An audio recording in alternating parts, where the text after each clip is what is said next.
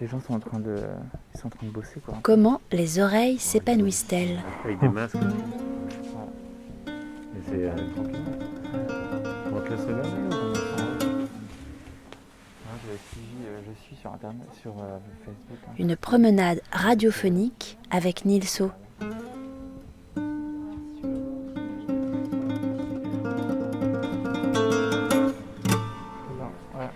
c'est très bon, très bon. J'avais déjà suivi Chapitre 17. Retour à l'œuf. qui postait quotidiennement sur Facebook. Et moi j'adore José Barrando depuis longtemps, en fait, depuis un des livres qu'il avait fait, qui était plus ou moins pour enfants, Bolas Bug, je crois que c'était, ouais, Bolas Bug. Mais je crois que c'était quand même pour tout le monde, enfin je l'ai lu plusieurs fois. D'ailleurs un jour j'ai aidé un libraire qui est une librairie à Saint-Michel, comment ça s'appelle, à Poum Bapoum, il y avait un client qui lui avait dit qu'il se souvenait d'un livre de son enfance, enfin il se souvenait d'un livre de son enfance, mais que par bribes, et il avait écrit tout un texte descriptif en disant qu'il pensait que c'était un auteur russe, que c'était une pochette avec orange et bleu, puis il décrivait plein d'éléments, mais c'était vraiment très flou, mais en même temps très décrit, et il avait posté ça sur Facebook un jour, et j'ai trouvé la solution. Plein de gens ne comprenaient pas du tout ce que c'était, et pour moi c'était évident que c'était ça. Mais là, ce que j'aime beaucoup dans cette série, c'est que il y a plein de petits gags très visuels, mais c'est quand il s'empare du système vraiment de la bande dessinée, où il remet, il montre qu'est-ce que c'est de la bande dessinée en fait. Il montre que ce soit par les bulles ou par des systèmes qui passent d'une case à une autre, comme on pouvait le voir dans Philémon par exemple, le personnage qui fait une action dans la première case, elle va se répercuter dans la quatrième par exemple, mais le personnage va passer avant peut-être par la troisième, puis après par la deuxième. Enfin, c'est pas forcément l'ordre classique, parce que ce qui m'intéresse, notamment dans la bande dessinée, une des choses qui me passionne, c'est la page dans son ensemble en fait. C'est pas un dessin, puis un dessin, puis un dessin, puis un dessin. C'est pas un gif animé, une bande dessinée, c'est une proposition de page, c'est une composition. Et le regard qu'on va avoir quand on met les yeux dessus, on regarde pas forcément la case 1, puis 2, puis 3 et 4, puisque là en l'occurrence, pour décrire l'exposition, c'est que des planches de 4 cases. Et l'œil, il fait pas le travail 1, 2, 3, 4 forcément, il fait 1, 4, 2, 3, il navigue en fait dans la page. Et c'est une composition graphique, et c'est quelque chose qui est passionnant. On n'est pas dans un système de film, on n'est pas dans un système d'illustration, on n'est pas dans un système de théâtre, de parole ou quoi. C'est la bande dessinée dans son pure essence. Et il réussit très bien ça sur notamment une de mes préférées, c'est celle-ci là tout en bas, où on voit un personnage qui allume un robinet dans la case 2, mais en fait le robinet on voit qu'il passe dans la case 1. Et il va arroser, il va aspirer des plantes en case 3, et en case 4 on voit le résultat, mais bon, là c'est difficile à décrire, mais en tout cas il y a vraiment là, l'œil il regarde partout avant de comprendre, il va vraiment devoir faire un travail de regarder dans un ordre différent, et voilà, il invente plein de méthodes différentes. C'est ça qui me passionne le plus dans cette série-là, c'est quand il remet en question la page, la case, l'ordre de vision. Il n'y a pas de découpage, on met pas tout d'un coup une couleur pour mettre en avant un élément ou un autre. Non, c'est du pur noir et blanc. Je pense que ça fonctionnerait très bien en livre aussi. Enfin, c'est génial de pouvoir produire ça. Là, on voit les numéros, 197, 203, 209. Il faudrait trouver la 01 peut-être. Je sais pas si elle est là. La bande dessinée, en fait, elle se fait aussi. Je trouve que c'est un médium où le lecteur est vraiment actif, en fait, puisque c'est lui qui va décider du temps qui passe sur une page, du temps qui passe sur une case. Bon, on sait qu'en général c'est 3 secondes, je crois, quelque chose comme ça. Donc là, on les voit dans une expo, mais quand on lit un livre de bande dessinée, on peut lire extrêmement vite, en passant très, très vite les images. On peut lire dans un désir de contemplation, mais en tout cas, on peut arrêter au plein milieu, en fait, si on en a marre, ou même au bout de 2 pages. C'est pas comme quand tu vas au théâtre ou au cinéma, où en quelque sorte, t'es pris par le temps du film. Enfin, c'est pas toi qui te décides, en fait, jamais. Le temps de lecture de la bande dessinée, et pareil, plus qu'un livre, tu peux le choisir plus, puisque c'est quand même composé de dessins et textes, ou parfois pas de texte. Mais voilà, tu vas décider. Enfin, moi, un truc que j'adore, mais bon, c'est plus large que la bande dessinée, c'est pour tous les livres, c'est le fait d'aller dans des librairies et de feuilleter, et ensuite de le rapporter chez moi. Mais le premier contact, c'est de feuilleter. Je commence pas forcément par le début. Je prends 5 secondes, quoi, mais j'en regarde 50 dans la librairie.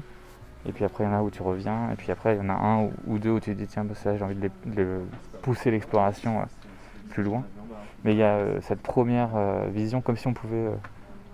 Mais ça, je me coupe moi-même, mais ça pourrait être une bande-annonce, mais en fait, c'est bien mieux qu'une bande-annonce. C'est pas comparable, en fait, parce qu'une bande-annonce, on va te teaser trop le film, tu vas dire, maintenant, je connais déjà la fin maintenant, mais je sais pas, il y a quelque chose de différent avec la bande dessinée, Non, c'est feuilletage, quoi. Enfin, moi, ce que j'aime bien, c'est justement pouvoir mettre dans une bande dessinée longue, donc ce que j'appelle long, moi, c'est 16 pages pour moi, puisque je fais pas des grandes bandes dessinées pour l'instant. Et c'est d'avoir tout d'un coup un moment de contemplation, par exemple, un personnage qui va présenter des objets, et ben pendant 4, 5, 6 pages, on va avoir juste ces objets, avec peut-être juste leur nom, ou parfois l'histoire de ces objets, mais en très grand. Et on va être tout d'un coup dans un livre presque d'illustration ou technique ou quelque chose comme ça, mais on n'est plus dans la séquence avec une action qui se déroule sur plusieurs cases. Mais voilà. Et je trouve qu'on peut changer facilement de rythme. Enfin, en tout cas, on peut se le permettre. Tout le monde ne le fait pas, mais c'est une possibilité énorme de le faire. Moi, je crois que j'ai essayé, mais que c'était un échec. C'est-à-dire qu'en fait, moi, je pensais que le temps de lecture, ça pouvait être lié au texte et en utilisant des pages, plusieurs pages muettes, 3-4 pages muettes. Du coup, les gens, des pages qui fourmillent de détails, etc. Il peut y avoir la contemplation, mais au bout d'un moment, si tu fais plusieurs pages muettes comme ça, il y a une forme d'accélération. C'est vrai. Donc là, du coup, un gros pavé de texte pour les ralentir. Et puis après, elle a une continuité de texte en jouant vraiment sur une typo hyper lisible. Tous les derniers bouquins que j'ai fait, moi, je travaille énormément sur la typo pour que ça soit le plus fluide possible, jusqu'à presque être maniaque sur l'espace qui est entre les mots, etc.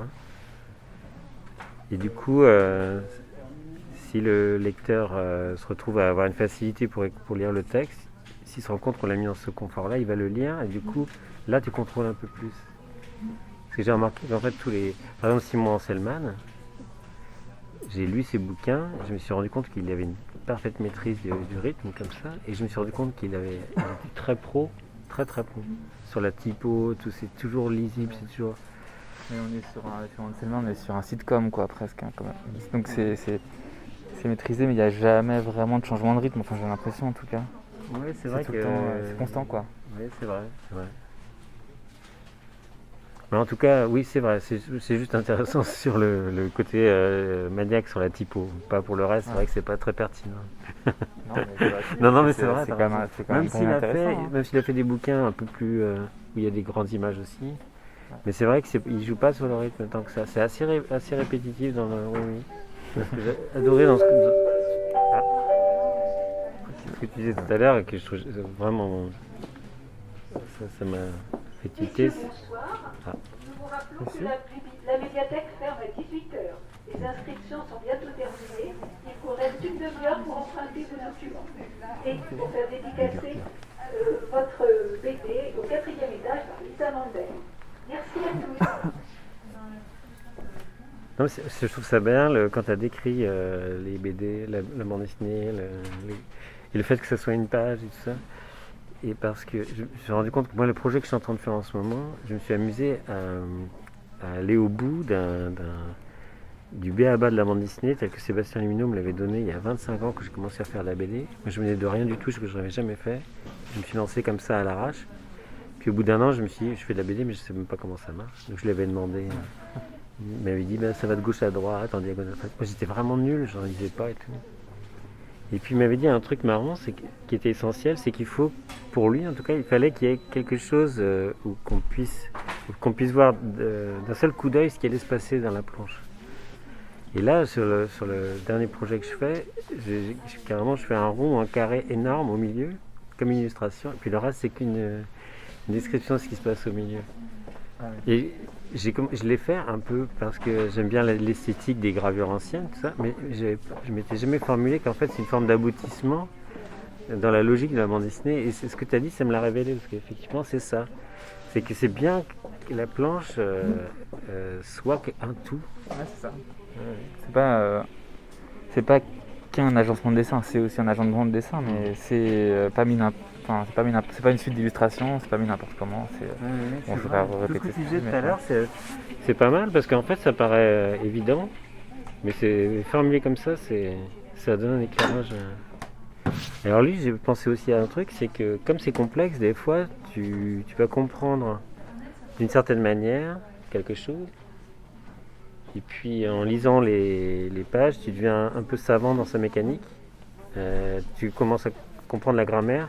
Et donc tu es presque obligé de retourner pour voir si tu as bien compris les pages. Et normalement, dans cette bande dessinée telle que moi je l'ai fait,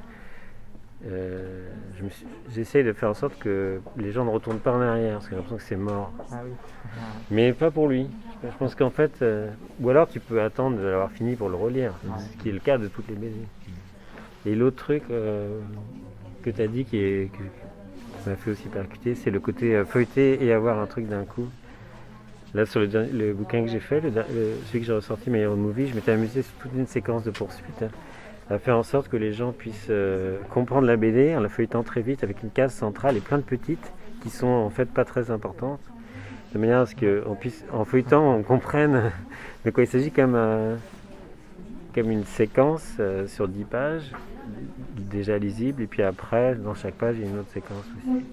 Et en fait, c'est dans ces moments-là qu'on jubile comme auteur, je trouve. Moi, quand on a l'idée de trucs comme ça, là, c'est royal. Ouais. C'est le seul médium qui permet ça, en fait, je pense. C'est bon. Et tu veux faire un long récit? Alors, tu disais pas pour l'instant non, quand je dis pour l'instant, c'était un peu... parce que j'avais pas vraiment préparé mes phrases, mais... Non, moi je suis assez habitué à faire des récits courts, soit d'une page, soit c'est toujours contraint par contraint par moi-même, puisque je sors souvent mes publications moi-même. Donc, mais là j'ai fait un pendant le confinement, j'ai fait 40 pages, mais comme il y a des fois je sais pas, peut-être sur 18 pages, je crois que c'est qu'un grand dessin quasiment en double page, donc c'est pas vraiment... Et faire une recomposition de tout en trouvant des ponts et en faisant un gros truc, non? Il n'y a pas une compilation? Une compilation, mais qui serait complètement repensée comme un livre. Ah ouais. Il y a une compilation, cela dit, qui sort en novembre, puisque j'étais encore hier soir jusqu'à 2h du matin avec Nicolas et Laurent des éditions Matière, où on travaillait sur les corrections. Donc une compilation de bandes dessinées qui sont sorties entre 2014 et 2018, que j'avais pour la plupart auto-éditées, ou une partie qui sont sorties dans des revues à l'étranger ou sur internet. Enfin voilà, c'est... Tu as refait des choses?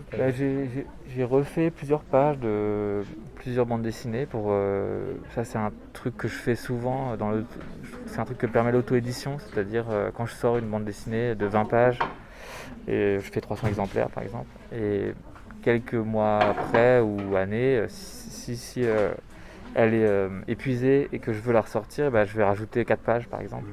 Et même au milieu de l'histoire, j'allonge en fait comme ça.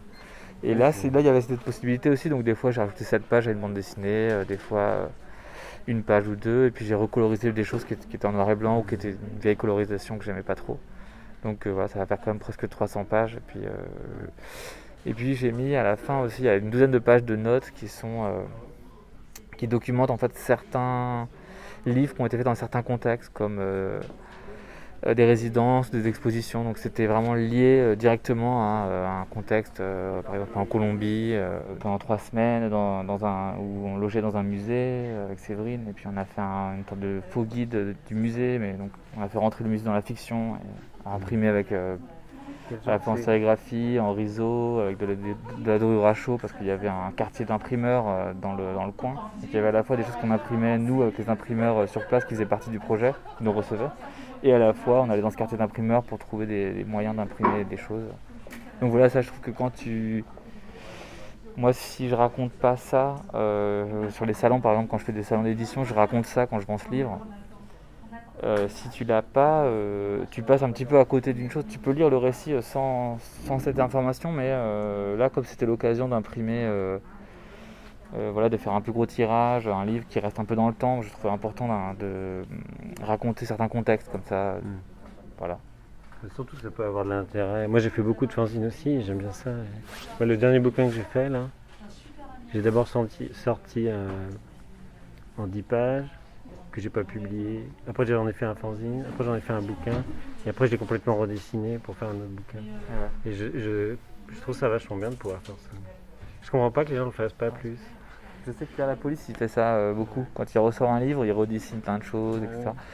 Il faut repenser même, parce que moi, mon maître en littérature, c'est Paul Nizon. Il y a un bouquin qui s'appelle L'année de l'amour. Il a réécrit 5 ou 6 fois, en changeant beaucoup de choses. Ça donne un livre complètement différent. Moi, j'ai lu chaque version. J'adore. C'est quoi ta version préférée? La dernière. C'est bien. Tu suis vraiment. Il a asséché. je comprends, c'est ça, de refaire les choses dont t'es pas. Enfin, moi, de toute façon, dès que c'est sorti, presque, je l'aime plus. La chose, c'est déjà passé, c'est déjà. C'est un peu le principe du fanzine aussi. C'est-à-dire, le fanzine, il y a un côté, c'est bien que ça soit un peu expérimental. Moi, ce qui m'a fait penser à ça, c'est quand tu dis qu'il y a peu d'explications et que dans le livre, il y en a.